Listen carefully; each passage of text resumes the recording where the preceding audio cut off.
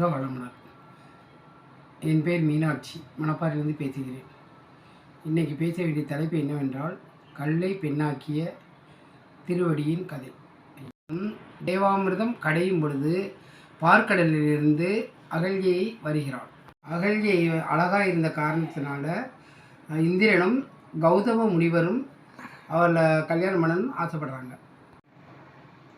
இதை தெரிஞ்சுக்கிட்ட பிரம்மர் போட்டி வைக்கிறார். அந்த போட்டி என்னவென்றால், இரு தலையை உள்ள பசு யார் பார்த்து கொண்டு வருகிறார்களோ அவங்களுக்கு அகல்யை மனமுடித்து வைக்கிறேன் என்று சொல்கிறார்.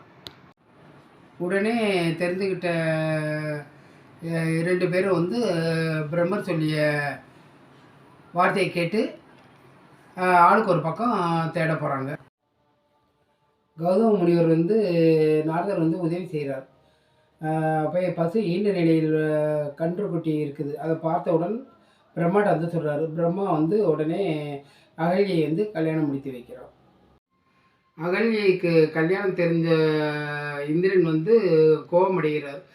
அகல்யை பார்க்க கௌதம முனிவர் இல்லாத நேரத்தில் அவர் வீட்டுக்கு வரார்.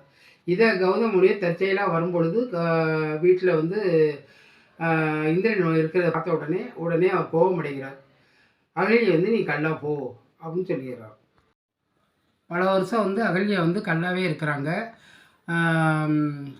கல்லா இருக்கையில் இதை வர விஸ்வாமித்திரரும் ராமர் காட்டுப்பகுதியில் வந்துக்கிட்டு இருக்கையில், என்ன அந்த கல் பக்கத்தில் ஒரு துளசி செடி அழகாக இருக்குது அப்படின்னு கேட்குறாங்க.